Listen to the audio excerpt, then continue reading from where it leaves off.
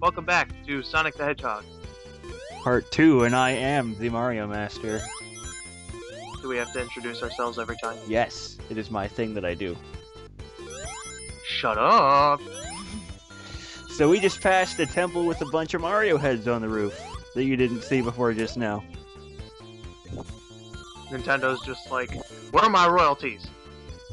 During the first 3 seconds, if you paused the video back then, there were 2 Mario heads on the roof of that temple thing. Yep, look real closely. It's pretty interesting shit. You said that they weren't intentionally Mario heads? I don't know for sure. It looked like they were going for another design, but if the person making that decided to make something else look like Mario's face, then bravo, because that's actually pretty well hidden. And like, it would make sense at the time, wouldn't it? Because this was during the height of the whole Sega Genesis does what Nintendo don't thing that was going on. Yeah, they had to get rid of that pretty quick after the Super Nintendo came out.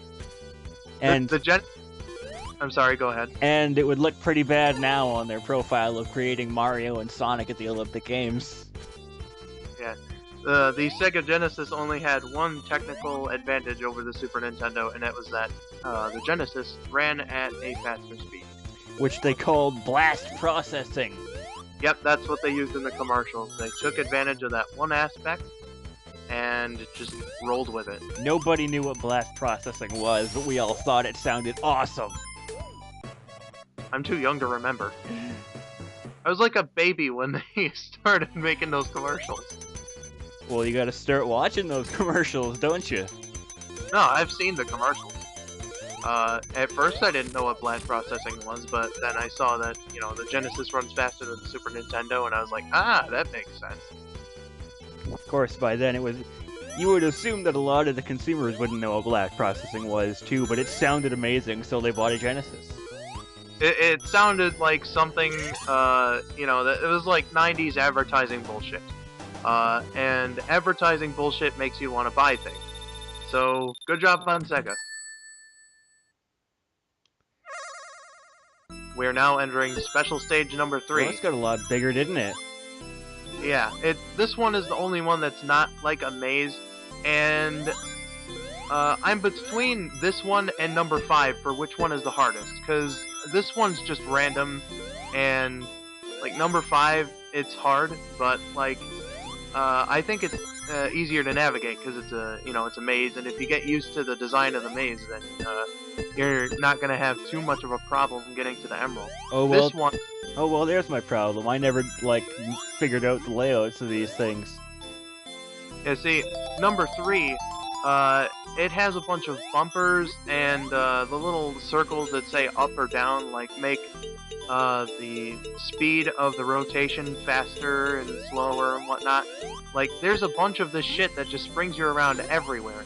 So, by the time normally that you know what's going on, you'll get flung into the goal circles, which, no, you're not supposed to touch those, or else you lose the special stage. If you had touched them in the playthrough, I would have been like, hey, it's the goal! Oh.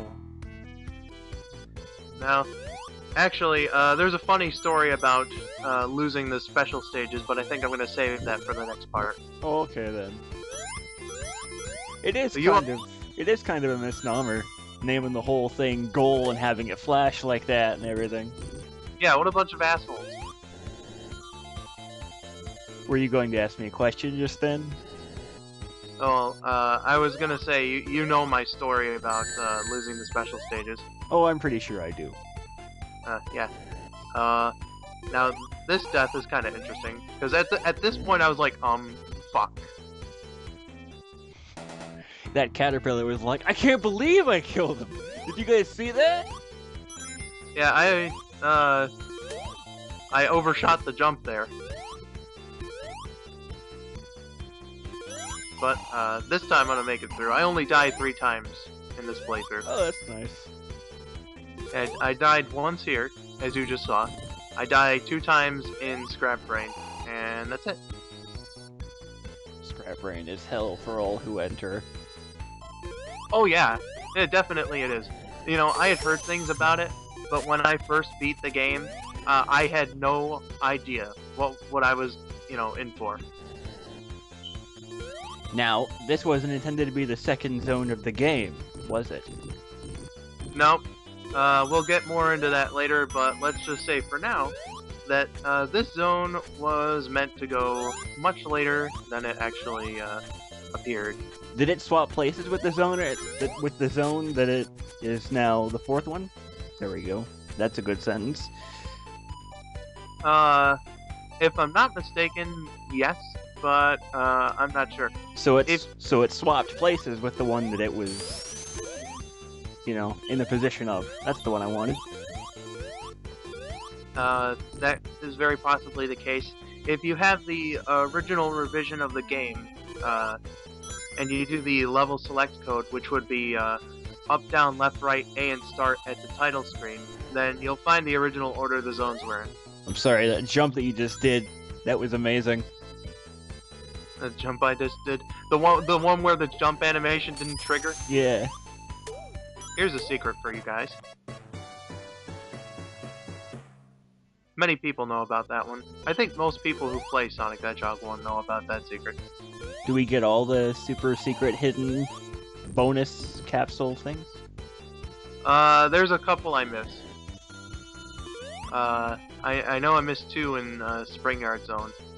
And had I remembered them, I'd have included them, but oh well. So you're not the completionist here, are you? You don't go back and re-record a zone because you missed 2 monitors? No. Well, alright then, we'll leave that to the rest of our staff. That would be retarded. I just tried to get 50 rings in all the zones where I could get Chaos Emeralds, and that's basically it. More about that in Spring Yard Zone, by the way. As I said before. So how does this fire thing just keep firing out of the lava? I don't know, you're a Mario fan, they have that same stuff in Mario. Yeah, but they have eyes, they're sentient in Mario. Aren't the ones in Mario 1, and the Lost Levels, regular old fireballs? Yes, but then they grew eyes, so they're sentient in Mario. That must be a boring life. Well, in Sonic's case, you could always make an argument that Dr. Robotnik or Eggman, whatever you prefer, I don't know, put like a fire cannon in the lava or something. Well, it makes as much sense as having a fire shield protect you against fire, doesn't it? But we'll get into that, well, you'll get into that with somebody at some point during Sonic 3. During Sonic 3. I have no idea when I would record, or if I would even be the one recording that one. By the way, I recorded this using Kega Fusion. It's an emulator, and it rocks. So you didn't use your super awesome capture card on a real Genesis, did you? Well, considering I don't have the capture card yet, and I don't have a Sega Genesis yet, and considering that this footage looks pretty decent instead of blurry as all hell, yeah, I did not record this on a Sega Genesis. And thus, the mystery has been shattered. What mystery? We're supposed to make these things seem legit. You ruined the secret. I didn't use save states or anything, it's perfectly legit.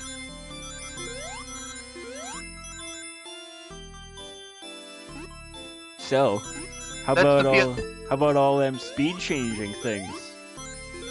Sometimes they suck. I prefer the stage to go slower, to be honest. Because then we can have more of this trippy sequence. Oh well, it makes timing jumps easier. So, why are most of the platforms that aren't these little colored block things peppermints? Oh, that's great. I have no idea. Ask the game designers if you go to Japan and find the original game designers. Okay, there's everybody's mission. Go to Japan and find the game developers for me. Sonicfiend would love to go to Japan, I'm sure. So we've got 4 of the 7. Oh, wait a minute. Yeah, there's only 6 Chaos Emeralds in Sonic the Hedgehog.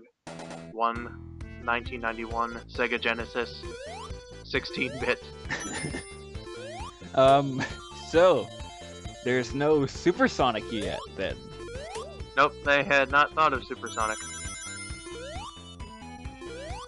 And Not at all. And his resulting super forms that come from that later. Yeah, they had not thought of any extra reward aside from a very slightly changed ending. Super form here meaning more powerful than supersonic form. Super form for a super form. That would be hyper, wouldn't it? Yes. That was the lamest pun ever. Well, we'll get to that when you don't get those emeralds. Will we? For the SCC run, no, I will not be getting those emeralds. But we will talk about it. So, this is platforming entertainment at its finest. Oh god, yeah. Platforming. Platforming! It's So funny. slow. Yeah, it is kind of slow. It's funny that nowadays everybody's like, Sonic was always about speed, but there was a fair bit of platforming in here too. Yeah, I like the platforming. Sonic's jump is a little iffy to control in midair, but you know, whatever. It's a shortcut. Yeah, that's a shortcut and another secret line. I'm just, you know, the greatest player of all time. Not. So I do these things. I wonder how all these monitors came to be. Somebody just put a bunch of computers running Windows 95 in these levels, and they just kind of ran a screensaver of Sonic's face and everything. You see, that would actually be pretty impressive considering Windows 95 hadn't even come out yet. I know. It'd be at the cutting edge of Genesis technology. Still more impressive than the cutting edge Xbox One technology, am I right? Oh, USB keyboard support. Where would we be without you? Oh, this is the boss, or the zone, which a elf here, I believe his name was Cybershell. Why doesn't he keep these machines once he's done with them? I don't know. The Cybershell guy called this boss the Flame Shitter. Completely Because appropriate. clearly the cannon that shot the fire is still on the machine after it exploded, but he never uses it again. Yep. Well, we'll see you again in part 3. See you later.